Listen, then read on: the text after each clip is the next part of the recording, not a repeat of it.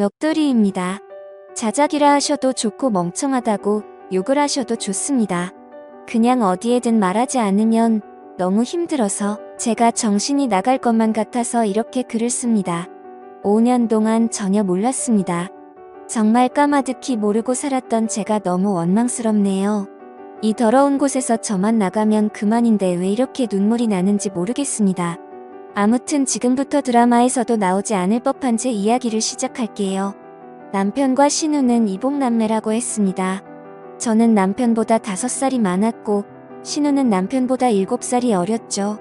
남편의 친엄마는 남편이 어릴 때 돌아가셨고 새어머니를 평생 엄마처럼 여기며 살았다고 하더라고요. 그리고 그 새어머니와 친아버지 사이에서 태어난 신우가 있었는데 나이 차이가 많아서 그런지 남편은 살뜰하게 신우를 살폈고 신우는 저랑 나이 차이가 많이 나서 그런지 약간의 어린 행동을 하는 것 외에는 그저 무난무탈한 신우였습니다. 아무튼 신우가 18살 되던 해에 새어머니도 돌아가시게 됐고 건축업을 하시는 아버지는 지방에서 공사가 많아서 한 달에 2~3번 집에 오시고는 했었다고 하더군요. 가끔 도우미 아줌마를 부르기도 하고 남편하고 신우가 청소랑 밥을 해먹으면서 서로 챙기며 살아가던 시절에 저는 남편을 만나서 연애를 했죠. 그때 신우의 나이는 20살이었고 남편의 나이는 27 그리고 저는 32의 나이였습니다. 32살인 저는 27에 남자친구가 나와 결혼해주지 않을까 봐서 전전긍긍했고 어린 신우가 시집을 갈 때까지 같이 살면서 보살펴주기로 하는 조건을 걸고 제 나이 34세 결혼을 했네요. 신우는 크게 모나지 않고 성격이 무탈한 편이었고 자기 일은 자기가 스스로 하는 편이라 크게 부딪힐 일이 없었습니다. 집은 아버님 명의로 된 45평짜리 아파트였고 여전히 아버님은 한 달에 2~3번만 오셔서는 하루 정도 같이 놀고 먹고 자고는 일 때문에 지방으로 가시곤 하셨죠. 29의 남편은 제 남편이라서가 아니라 누가 보더라도 훈훈한 외모의 능력도 매너도 좋은 남자였습니다. 하지만 그에 비해 저는 그냥 평범한 사람이었고 그나마 내세울 수 있는 건 제 나이에서 3살 정도 어려 보이는 그냥 조금 동안의 평범한 외모입니다. 그래서 그런지 잘난 남편이 불안해서 남편과 연애를 하던 시절부터 항상 외모에 신경을 쓰고 살았고 집안일도 사회생활도 모든 면에서 부족함 없이 완벽한 아내가 되기 위해 무던히도 노력해왔죠. 다행스럽게도 남편은 출장 외에 특별히 술을 먹거나 늦는 일이 없더라고요. 집안일도 같이 해주고 시누이가 시집살이 시키지는 않느냐며 너스레도 떨어주던 자상한 남편이었습니다. 사실 연애할 때 뜻하지 않게 임신이 되어 아이를 낳고자 했지만 그때 결혼할 수 있는 상황이 아니었기에 남편은 평생 동안 꼭 책임져준다고 약속을 하고 아이를 지웠어요. 물론 그때는 너무 큰 상처였지만 결국에는 약속대로 결혼도 하고 저를 책임져 주었으니 더 이상은 상처가 아니라고 생각했습니다. 그런데 불행하게도 결혼 이후 아이를 갖기 위해 무던히 노력했는데 뜻처럼 아이가 생기지 않더라고요. 정말 의도치 않았을 때는 한 번에 임신이 되더니 아무리 노력해도 임신이 되질 않더군요. 그리고 아이를 한 번 가져봤었기에 당연히 신체적인 문제는 없다고 생각을 했고 불임 검사는 하지 않았습니다. 정말 아이 하나만 내 곁으로 와주면 더 이상 바랄 게 없는 그런 완벽한 결혼 생활이었죠. 남편은 신우를 살뜰히 챙겼지만 내 눈에 이상해 보이지 않을 정도였고 정말 단 한 번도 신우와 남편의 사이를 이상하다고 생각해 본 적조차 없었습니다. 그러던 어느 날이었죠.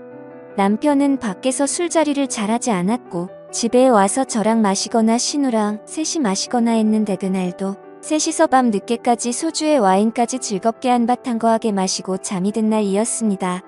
다른 날과 별다를 바 없는 날이었고 신우의 이부자리를 펴주고 잠든 남편을 보고서 잠이 들었습니다.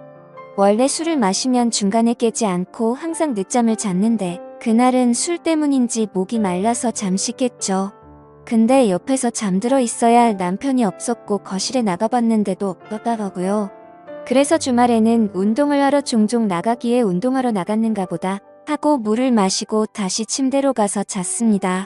근데 속이 좋지 않아서 한참 잠이 오지 않아 뒤척이던 도중에 아가씨 방에서 문이 열리는 소리가 나더군요.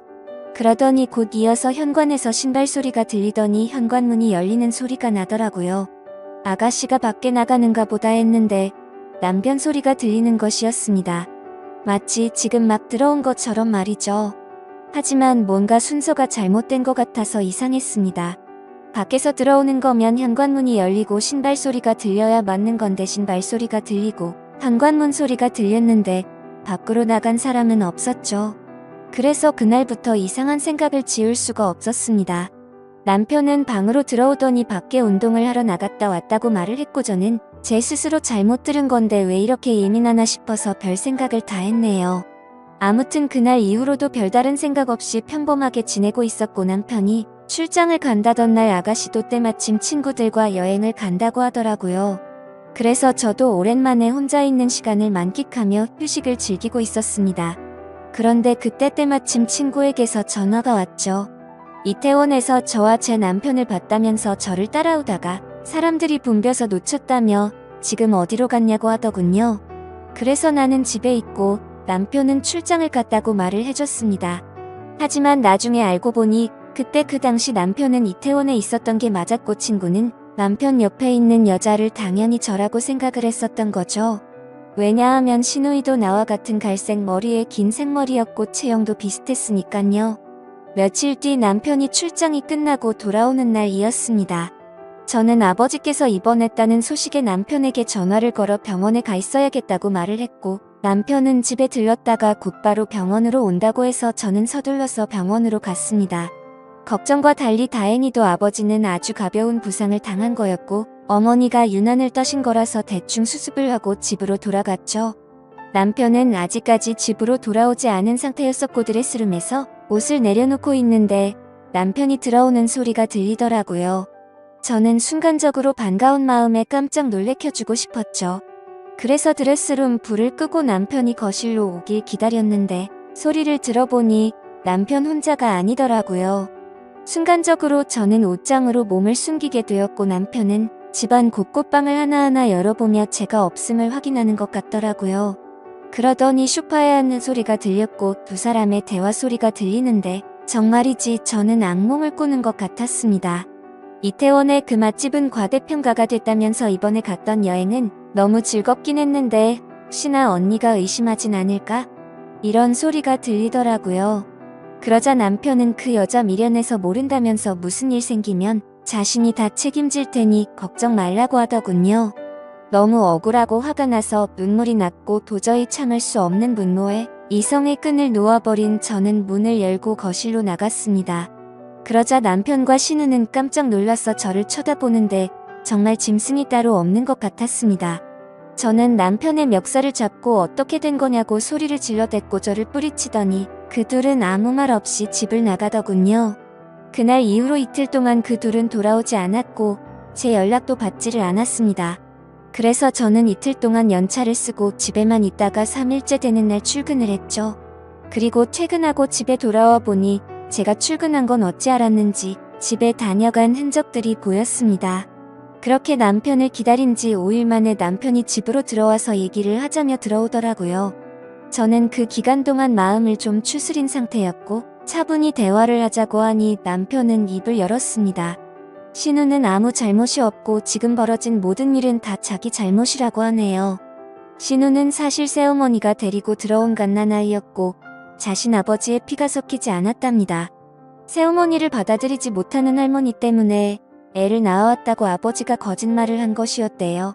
아무튼 그렇게 새어머니가 돌아가시고 나서 신우는 남편에게 많이 의지를 하게 됐고 집에서나 밖에서나 단둘이 지내는 일이 많아지고 서로 의지하면서 서로 간의 감정이 커져가기 시작했답니다.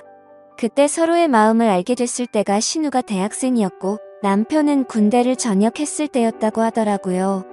하지만 아무리 피가 안 섞인 남남이라고 할지라도 잘못된 걸 알았기에 서로가 몇 번이나 연락을 끊고 새롭게 살아보려 했지만 잘 되지 않았답니다.